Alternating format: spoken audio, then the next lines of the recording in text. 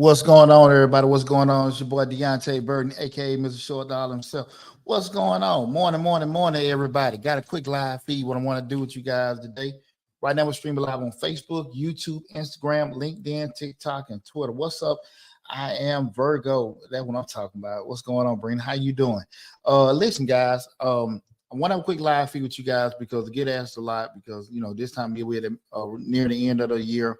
And a lot of people are asking, looking at astronomical prices to rent, kind of figuring like, hey, well, if I'm going to pay this much money for rent, I might as well go out and buy me a house. That's my opinion on it, right? I've been in the financial industry over 25 years, asking me, hey, Pooch, what do you think about, should a person rent or buy? And I always go back to how I normally ask questions. It always just depends.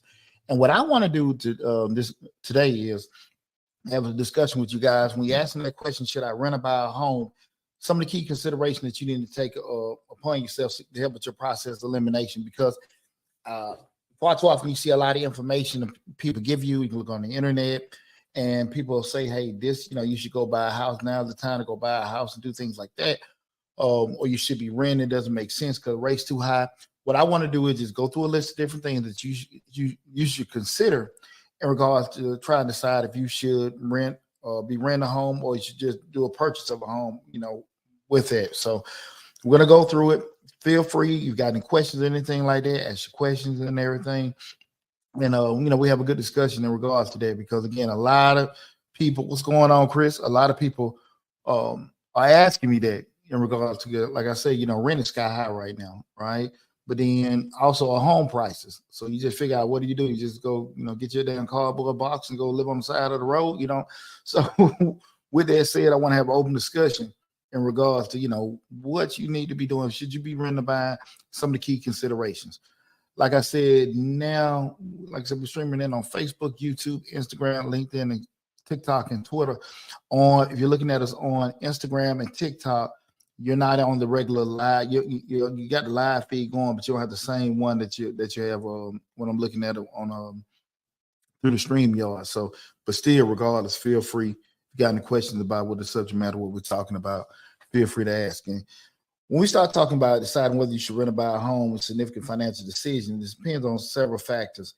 And some of the key considerations I want to go over, again, some may be applicable to you, some may not. But again, feel free to ask questions, anything, or chime in if you have any any opinion or questions about the subject matter. And one of the first thing I want to talk about is just financial stability. I mean by financial stability. And if I miss over something or go too fast, please just let me know. And with financial stability, we're looking at your current financial situation, right? Because everybody's different. And that's why a lot of times when you get holistic advice, y'all excuse me, I just got in from the gym, but I had to do the live feed. I got a late start on my day. But when you see um, a lot of times people give you advice, do this and do that now. They're speaking from their vantage point. They don't necessarily know what you got going on as far as money you're making, what you have as far as commitments, being bills, children, health, home, car notes, all that kind of stuff. So your financial situation, you got to assess your current income, debt, savings, determine if you have enough savings for a down payment, closing costs, emergency fund. You got to know again what your credit score is. A high credit score can secure you a better rate. One of the biggest things I think a lot of times people try to avoid is just really prolonging things to get yourself in a better situation. We've done several videos, especially from a business standpoint. People try to avoid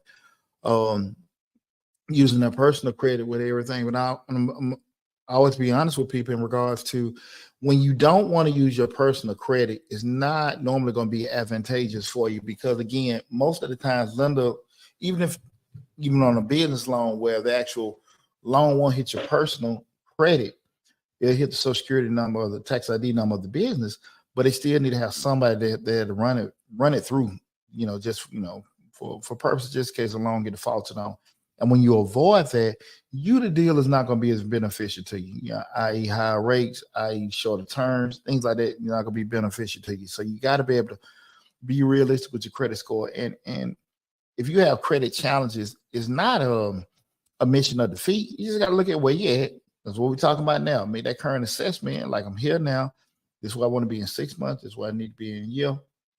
Most of the times, our credit don't get destroyed overnight. Sometimes, but most time it doesn't get destroyed overnight. You're not going to fix it overnight. So if it comes to the process, you have to just plan everything out as far as getting yourself in a better situation, just do that, okay? And we're talking about, again, some of the key considerations if you want to rent or buy, right? So again, they start talking about looking at a few things with yourself first. We look at current financial situation, talk about credit score.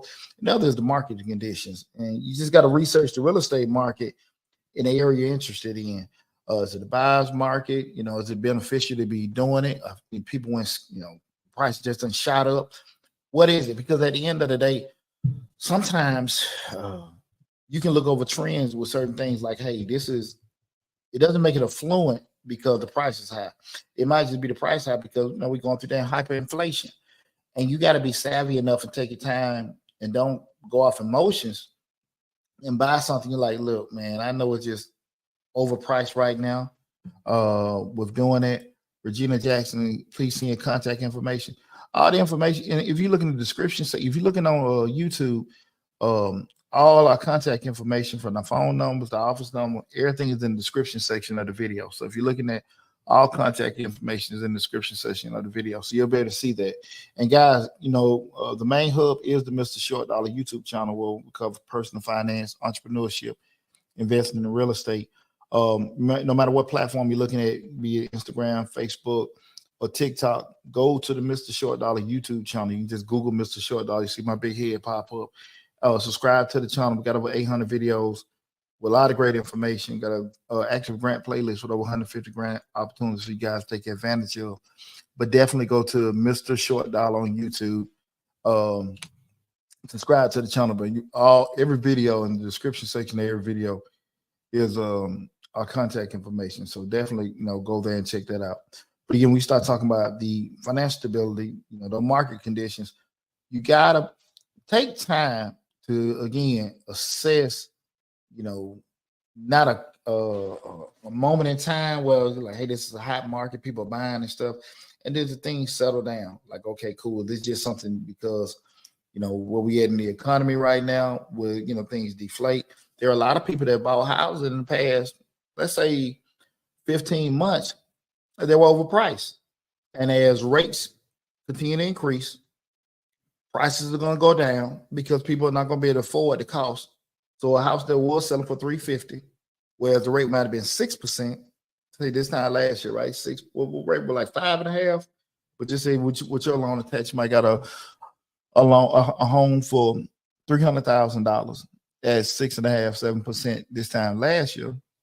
You made that same house may be at 175, 200,000 because the prices the rates have increased, i.e., which in turn drops the price, the selling price for the home.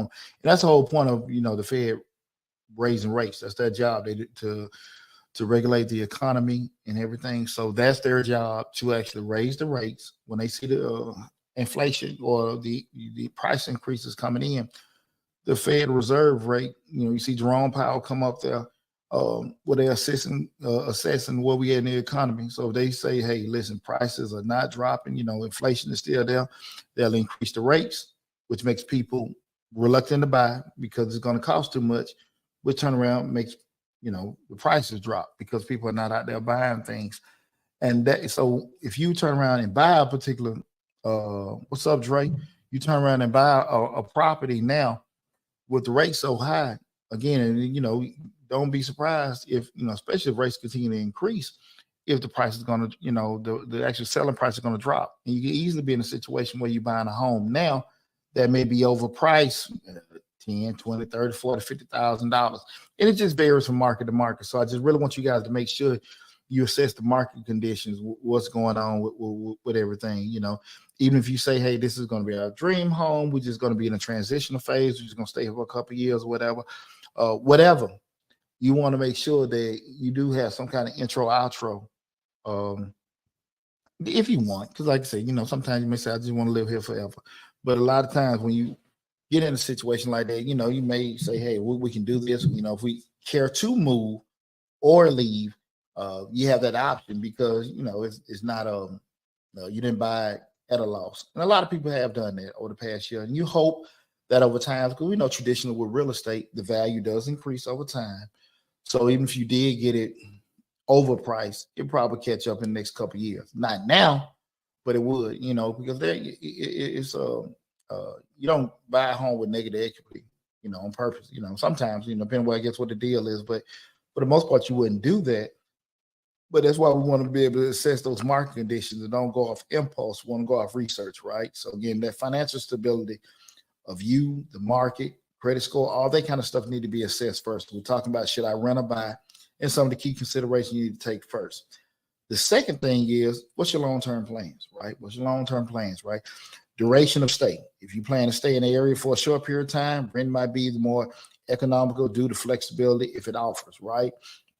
Because you're not tied in. You're not tied in. When you start talking about making a 30, 20, 30, 40-year commitment to something that you really don't know if you're going to be there for a while, I don't necessarily know, right? Now, if there's a situation where you may say, well, listen, I'm buying this house way below market, I'm getting all this equity and stuff like that, that's a consideration. But for the most part, if you don't know, if you're going to be like maybe a little longer time, you might want to actually rent because, again, you got one perspective that, listen, I'm paying this certain body's mortgage or whatever with doing it, but you're also not locked in. So you got to make sure you actually take that in consideration. So again, we're talking about long-term plans, part of those key considerations. What are you trying to do big picture-wise with it? The second thing is career stability. Consider the stability of your job or profession. If you might need to move for work, rent, or might be a safer choice. Rent might be a safer choice with doing it. That goes back to, a lot of times we can get a moment in time confused with what's going to be normal. When you get a new job, that new job euphoria, money coming in, everybody's good, family doing well, it's great, right? But on the flip side of it is, a lot of times in this economy, you don't know how things are going to go. And I'm not sitting here saying don't, be adverse to do and make long-term commitments because of your job. But I do think from the outside looking in, you can go into a situation and say, listen, okay, what are most of the people here doing? Are they renting, buying? Let me take a little time to peek the scene, things like that, because it's nothing uncommon. Just say when things we know with outside of governmental agencies, and you have some, I can't even say like we even with your major Fortune 500 companies, even you working at just say the entry level or the manual level of the business, when they want to start, trimming fat and cutting costs, they just laying people off, right? But you do need to kind of make it, get a good feeling in regards to your job situation. We know those solid anchors that you pretty much know you're gonna work forever. Teachers, governmental jobs, things like that, where you got stability. Just anything that's public service. Let me slow down the mic. I'm sorry. You probably got a better chance of stability. But I will say, just be scrutinized as much as possible how much you feel that I'm gonna be in a stable situation. Don't just go into a situation where, look, this is a good job, good money, my family's safe. Get a couple years. Get a couple years. You might say, well, hey, that's a long time. But again, you're still talking about a 20, 30, 40-year commitment with that mortgage, right?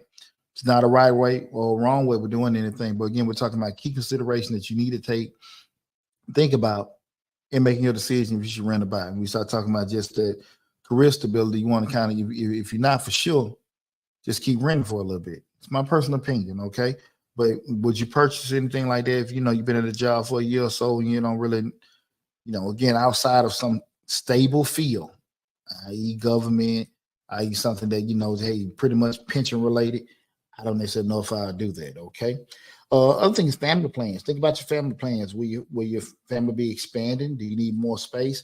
I remember my first home, we had one kid. I got 4 sons. We had one kid.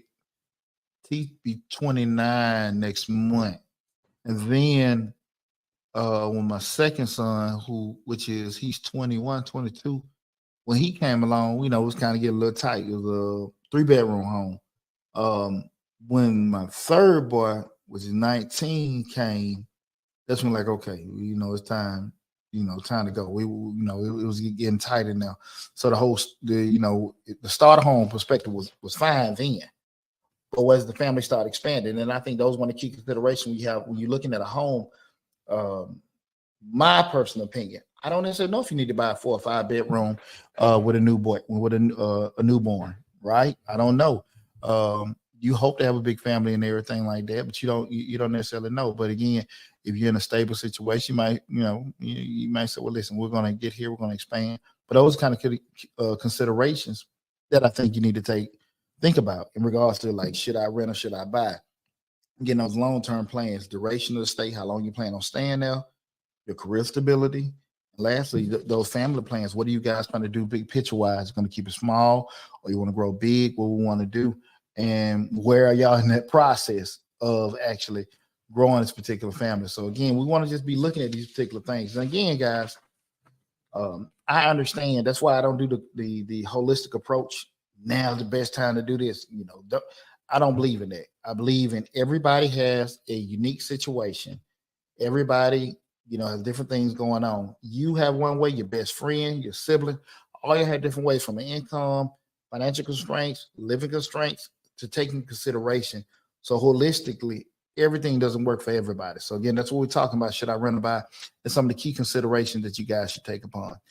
The next thing is costs, monthly payments. Compare monthly rent payments with potential mortgage payments, including interest, property taxes, insurance, and maintenance. Okay. Consider your monthly payments, what's going to be coming out from a mathematical standpoint. One key thing that OG gave me when I bought, this is over 20-some years ago, when OG gave me a key consideration, don't necessarily compare your current rent or month, be kind of stuck on that. Because again, when you're talking about a mortgage, you're talking about a 30-year commitment. So even if the mortgage is higher, is a little bit uncomfortable for you to pay, don't avoid it, because again, you do know as you progress in life, your actual income potentially supposed to increase. So even if it's a little tight, I ain't necessarily saying go underwater, but even if it's a little uncomfortable, don't shy away from it, because you can easily be 5 to 10 years into that mortgage. Now that mortgage is way affordable, if that makes sense. I'm not, like I said, I'm not saying go broke behind it, but also take into consideration, if you're on a progressive track, those things are going to continue to, get easier, because again, you're going to actually grow as an individual, as a professional. Okay. The next one, the hidden costs. Home ownership involves additional costs like repairs, property taxes, homeowner association fees, and maintenance. Renting often has fewer unexpected costs. definitely go into home ownership with the expectation of costs that you didn't think about. HOAs, leaks, and stuff like that. Guys, I remember what about a year ago when the tree hit my house and all kind of stuff. The insurance took care of it, but then all the other stuff I had to add in addition to it. Anytime things go, I got a home warranty on my crib. We talked about that in another previous video. Stuff go out all the times. Um, lawn maintenance, things like that. HOAs, different stuff, guys. You got to just take consideration with that with the home stuff. It's not a bad thing, but you got to make sure you got your mind conditioned to it. My oldest son bought his first home last year. He was on this wow. I wasn't thinking about this, wasn't thinking about that, which ain't uncommon. He's a young kid, real proud of him and everything. But there's a lot of stuff he hadn't even thought about what he got to take care of now just by being a homeowner. So just get the mindset with that. Flip side of it is with renting, you typically don't have to pay anything, but when stuff go out, you're at the discretion of them fixing your stuff, right? So, you even though with a home ownership, with being in an apartment or renting a rental property, the landlord or apartment place, they're supposed to take care of that. But if you call maintenance, hey, we're going to get to it, and you drive to the top of your apartments, they in a little golf cart eating Cheetos. You know what I'm saying? Hey, bro, I thought, hey, well, I got your ticket for you. We'll be there next week. So that's a reality of that. Just what you're not gonna assume the cost of repairs and maintenance when you're renting, but you're at the discretion. You have something that's probably high priority, maybe leak, refrigerator, stuff like that. I know in Georgia landlord laws, you have certain things have priority over others. But if it's some flickering or whatever, like an inconvenience thing, it's really at their discretion, right? So that's just these things kind of keep in mind. We're looking at should I rent or buy and the key considerations. So that's why I said everything's going to vary from person to person, situation to situation. So it's not, it's not holistic with everything. That's why I want to have these discussions in regards to look at different factors that you should consider when you're thinking about should I rent or buy, right? The next thing is just lifestyle of freedom, all right? No, I'm sorry. We ain't even got out of cost. Market appreciation. Consider the potential appreciation of the property. Real estate can be an investment, and property value might increase over time. And we talked about that before. Even if you get something that may be, just to think about it, even if you get something that you made a purchase, say in the past 15 months, that it was overpriced. You bought it for $300,000, and now those exact comparable housing area are selling for $275,000. So you're like, damn, I'm a year in, I'm $25,000 in the hole. We do know by history that real estate values appreciate over time. So again, you're probably gonna get caught back up, maybe a short amount of time, maybe a long amount of time. I don't know. But we do know history has taught us that real estate appreciates. You're not going to have the actual effect when you're dealing with renting. And there could be different factors that can cause how much something appreciates or not. The impact of it is that being, i.e., just say different infrastructure things, new highways, roads, shopping centers, development things around the area and stuff that can change one neighborhood to a hot spot, or devalue, decrease the value of your property. They can put like maybe a power plant 5 miles away from your property. Everything just started to drop from there. So just those kind of things you need to kind of be proactive. That's why I really want everyone to understand. We want to always be as proactive as possible when we're thinking about getting in these commitments, i.e. renting, i.e. buying a home. Don't just sit here and just go off impulse. I understand things happen. You got to make a move here and there. Somebody lose a job, somebody gets sick, you go through a divorce. When I went to my divorce a couple of years back, there were a lot of decisions. If I had time to lay out a good plan, I would have did. Some of them I didn't have time. So I had to just be a little bit more, on the go with things. So I understand how things happen. But when we sit here just looking through a couple of things, that's why I want to give you these things to consider when you're trying to decide if you should rent or buy. The next one is lifestyle of freedom, and that being flexibility. Renting provides more flexibility, okay? You can easily move when the lease ends without a hassle of selling the property, right? You ain't like it. You 2 or 3 months in, this some bull, whatever. Like we just talked about the power plant coming a couple miles down the road. You got me, but and at least I'm gone. You buy that house, it's at discretion that you can get out of it. Can you sell it? Can you get somebody sold along? Whatever. You might just be stuck there. Oh Lord, I got this neighbor here, they breeding dogs, and I got stuff when the wind blows. And that almost happened with a house I was about to buy. They were raising Great Danes. And I remember looking at that house and that wind blew. Man, so funkified. I couldn't damn believe it. But just imagine I would have turned around and that I love that house. And but just imagine how they got that crib, just been out there on a sunny day, and I smell great Dane poop and shit. But anyway, those kind of things were, like I said, the flexibility, understanding that as you can get in and out, you locked into the term of the lease, but you can get out of it. That 20, 30, 40-year commitment that the mortgage brings, you're locked in. So just kind of make sure you got the right mindset with going to things like that. The second being customization. Home ownership allows you to customize, decorate the property as you like, give you a sense of ownership, belonging in the community. Those kind of things you get to look at. You can't just do, I had a couple guys, go in my damn rental houses and act like, I want you to feel comfortable. I want you to love it. I want you to take care of my house like it is yours. But I want you doing all kind of shit that that I got to turn around and, some stuff, no. You turn around and you want to add a pool to my house, want to put all kind of other kind of additions and stuff. And your mind is upgrading the house. But no, that's just what you like. You cannot do that with something you rent. With your home, you can do what you want. Another thing to keep in consideration, though, and I've had this happen to a friend of mine that I've had conversations about, when you do buy a home, especially in a home in the covenant community, being a homeowner association, remember any customization that you do have in that house, and that's one of the key things we start looking about buying a home. If you do want to get a home that's a homeowner association, make sure you read that covenant first, because there are things that you can and cannot do in that property that you didn't overlook it, as far as lighting, as far as signs, as far as just say you want to put mulch, any kind of additions or modifications you want to do to your home or your yard. They may not be allowed, but depending on the terms of the homeowner association. And we know, I like homeowner associations because my community is a covenant community. I've been in both, with and without. I like the actual standard that is set. So at the end of the day, I don't have to worry about, because my neighbor got a big ass motor sitting out there in their front yard, and I can't sell my house because they got motors and damn pit bulls in the backyard. I can't sell my house, and my value is going down because I got this stuff going on. But with a homeowner association, the standard is set, like it or don't like it. So again, these kind of things need to be thought of. Remember, we're talking about I got the wrong banner going, I'm running my mouth. Again, we're talking about, should I rent or buy a home? And some of the key considerations that a person should be thinking about in regards to that. Should you rent or buy a home? 1 second. There we go.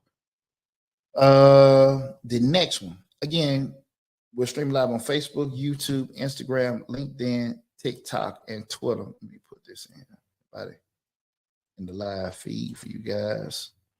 Anybody got any questions or comments around anything like that? Because again, I get asked this question a lot in regards to, hey, I feel like I should be renting or whatever. What are some of the considerations that you should take up? And that's why I want to really have that conversation with you guys today. What's up, Bianco? What you got? What question you got, my brother? Let me see what you got in here. I just want to tell you, I'm proud of you, my brother. Thanks for all the info on the top of shit. Hey, man, bro, I appreciate that. And I hadn't talked to your person. Congratulations on your recent nuptials and everything. And I'm super proud of you, man, and your big brother, man. Love you guys to death, man. Thanks a lot, brother. I really appreciate it. It means a lot, dog. It means a whole lot. We just trying to do the work, put out good information.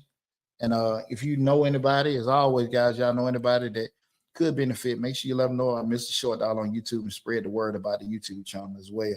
The YouTube channel. Again, we're talking about, should I rent or buy? Some of the key considerations. We went through a few, and I'm going to summarize everything once I get through again.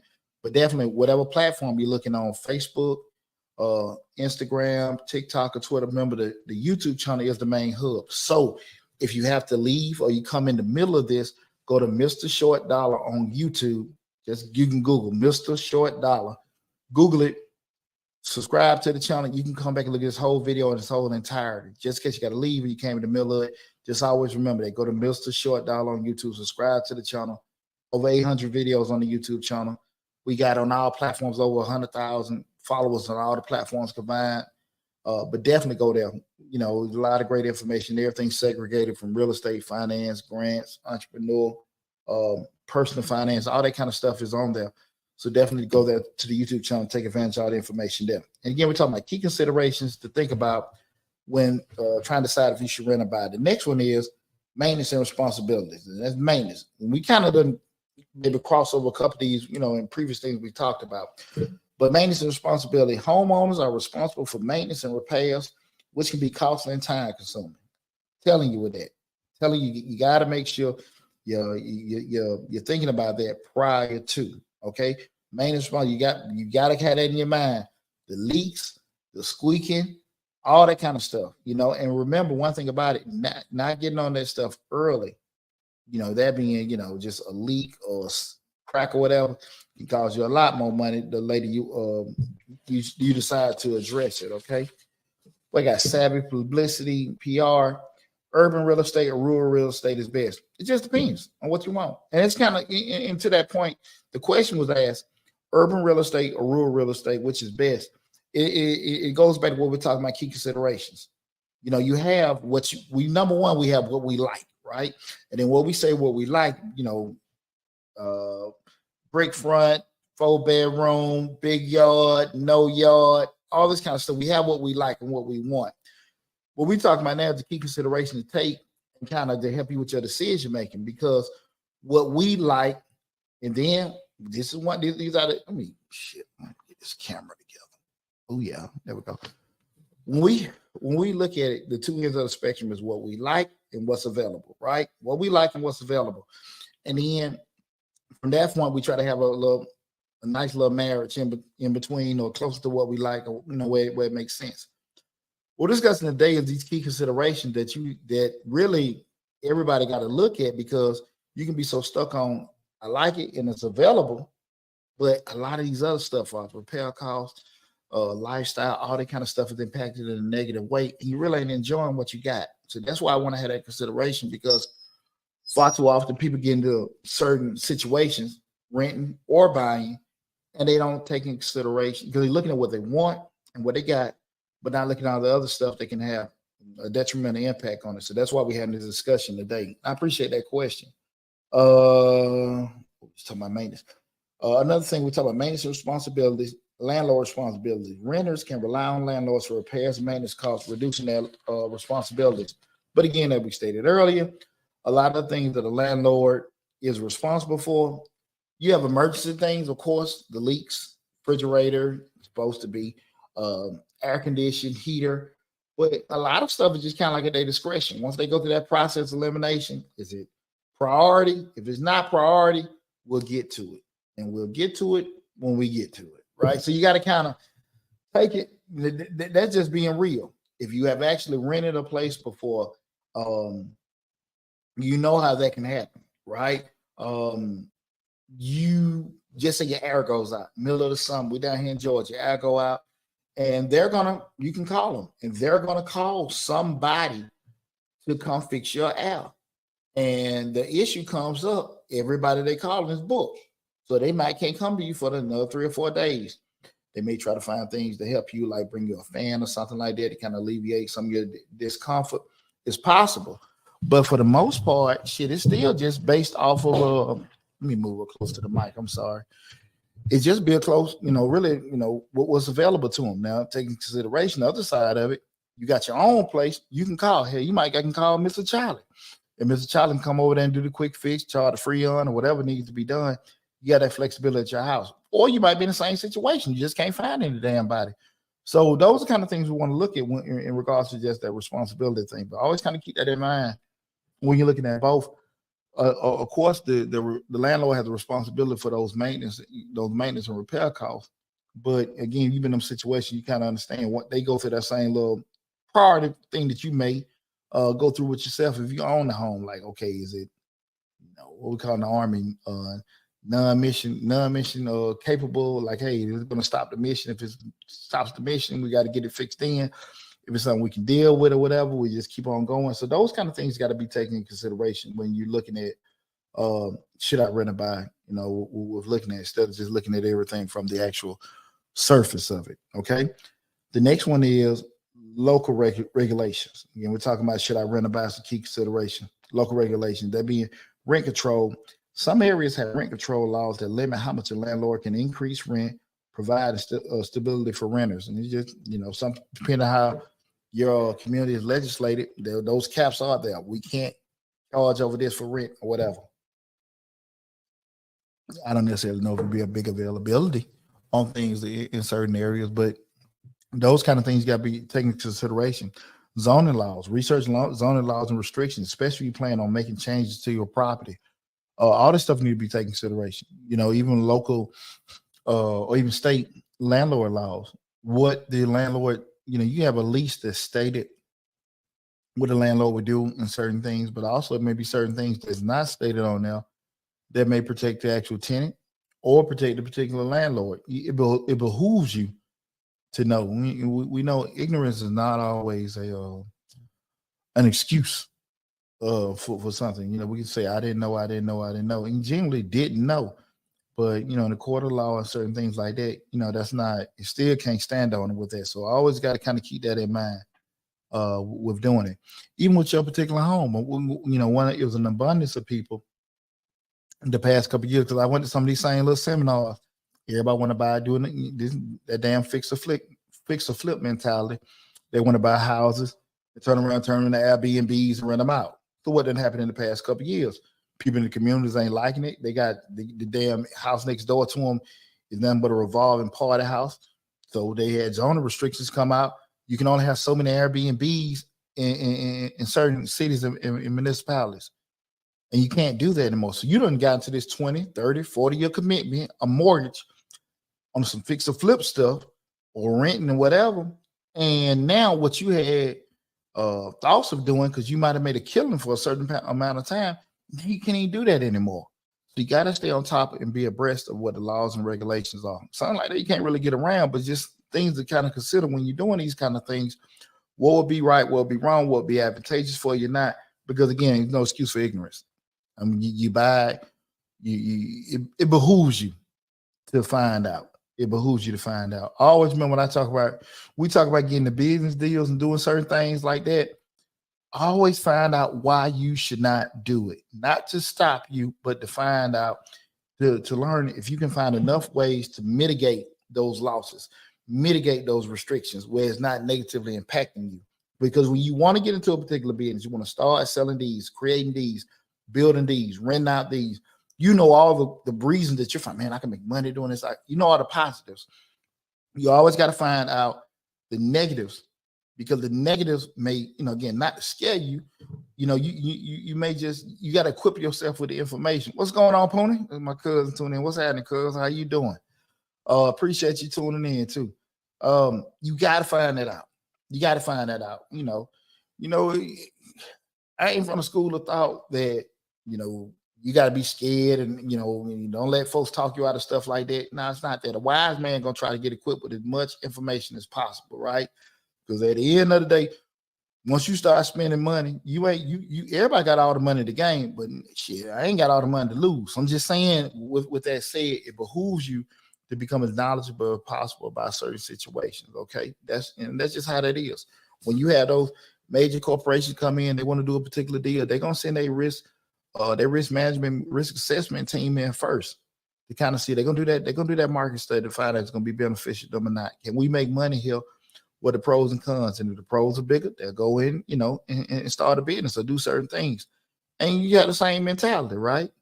So your great idea may be a great idea, but your great idea may not be a great idea there or at that time. Just always, don't take it personal, but just equip yourself with that. Especially when we start talking about renting and mine. You're talking about something where it may be this expensive lease that you may be doing. And like, man, that's a lot of money to be kicking out for, it may be more beneficial for me to get this mortgage. And it may be, but also you turn around and say, if I get this mortgage, this is what I'm allotted. the house over price. Rates, I don't know if they're gonna go down anytime soon. I don't know if this is gonna have any kind of market appreciation. All this stuff gotta be taken into consideration. It's not a right, it's not a wrong. It's just what's the best for you, right? And lastly, we want to talk about just emotional consideration, that being a sense of ownership. Excuse me. For many, owning a home provides a sense of stability, security, and pride. Nothing like it feeling when this your crib, you can do what you want to, this, that, and that. Walk outside and backyard with your drawers on. Cool. Do what you want to do. That's your crib. You have it. It's a great feeling to have and everything like that. So also risk aversion. If you are risk averse and prefer predictable expenses, rent might be a little safer choice. Know who you are. Know how you are. Again, there is no right. There is no wrong. You just want to make sure that you're doing what's best for you. With trying to decide like, okay, if this is going to be the best decision for me, i.e. if I'm going to rent or buy. Okay, I just want you guys to look at it like that. Because again, this is not I'm never going to get into a situation. I always say kind of shy away from people that will tell you, hey, you need to do this, you need to do that. And they're saying it based off their assumption. But typically when you go people that's in the kind of, I ain't going to say that. I want to say people in the financial world, because still people get a damn opinion like they're way the right way. But most of the times you deal with somebody that's financially savvy, they're going to tell you exactly what I'm telling you before. Lay out all these different variables in regards to now you can make an honest assessment looking at these particular things. And that's why I want to have that discussion with you guys today. Just consider these factors carefully, and it might be also beneficial to consult with a financial advisor or real estate expert to help you make a decision aligned with your unique circumstances and goals. Okay, definitely want to get some kind of guidance or opinion. So just to summarize everything, got my little funky notes here. We start talking about, let me see, my phone call coming in. Get that off of there. Again, what we're talking about is, should I rent or buy? The key consideration. I'm going to summarize all the key considerations that a person should take. Number one, financial stability, where you are financially and everything. Long-term plans, what you're trying to do big picture-wise with your life, or you try, just settle in, maybe transitioning, whatever. Tax implications, the actual benefit, knowing that you got to pay property taxes and certain things like that, how much would that cost you, especially from a tax filing standpoint, those itemized deductions, things like that, local regulations, those emotional considerations, how you feel about yourself when you're doing it or not. You're going to be stressed out to keep this mortgage or not, if you feel better, if I'm going to feel better, just, renting while I'm in a certain period of my life, costs, monthly costs, paying the rent, repairs, market appreciation, things like that. Lifestyle and freedom, what kind of flexibility you may have. You have more flexibility renting something than you do because, you're locked into that commitment of a mortgage. Maintenance responsibilities. Do you feel like fixing something? Do you feel like being responsible for something or not? Again, there is no right or wrong answer in regards to should you rent or buy. It's just more so based off the different factors and key considerations you got to take. What I do hope that, by us having a discussion today, that I was able to provide some insight to you that you may have been thinking about, may not have been thinking about in regards to home ownership. Now, again, the main hub is the Mr. Short Dollar YouTube channel. If you came in the middle of the discussion or the tail end, please go to Mr. Short Dollar on YouTube. Check out this video in its whole entirety. Leave your comments on there on the video. If you guys know me, I do respond to all comments and questions that are in the comments that on each video. So definitely feel free. I'm sorry, not the damn table.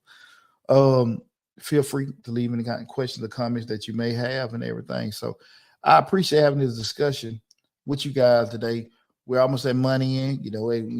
We probably 2 more months. Not probably. We have 2 more months left in the year. Got a lot of great information coming down the pipe. Your boy getting ready for tax season. I'm an accountant by profession. I will be hiring for tax preparers starting next week. I think the applications go out tomorrow. We'll be posting. We're doing it. I've been in business over 22 years. And we probably 70% of the workforce is working virtually. And we have a certain system with that. So, definitely be posting that out. You guys take advantage of that if y'all interested in becoming a tax preparer. Also, I just put in the link to Mr. Short Dollar tax business course. If you want to get into business, I have a whole course set up where I've shared everything in between my ears that I've learned over the past 20 some years being in tax preparation business in regards to acquiring customers, marketing, advertising, running a particular tax office from a virtual perspective or a brick and mortar perspective. All kind of things you need to do from a marketing standpoint for, all calendar long, keeping the relationships going where, I'm at the point now, I'm doing grandkids taxes, right? I started off the early 2000s with people. Now I'm doing their grandbabies taxes and stuff like that. And those kind of things just, I would share with you guys my system and the course. I mean, we just keep it real, hell, this was noon. I'm like this every day, 4-5 months out of the year, I bust my tail. And rest of the year, we cooling. So, that's not a flex move or anything like that, but it took me years to build that, but I didn't have me. And what you can have is the whole course where I'm sharing everything where I can let you guys know, like, look, of course, you're going to have a ton of sweat equity and a commitment to excellence to be able to grow something like that. But if it's something that you want to get into, just want to add, where you can say, hey, you can get you some kind of independence, financial freedom, or just say, look, I want to add a little extra income with that. All that be beneficial to you from either acquiring the course or becoming a preparer with doing it. So all that stuff be available over the next week or so. We just wrapped up, probably for the most part, wrapped up the actual tax season for 2023 because the actual extension deadline was last Monday.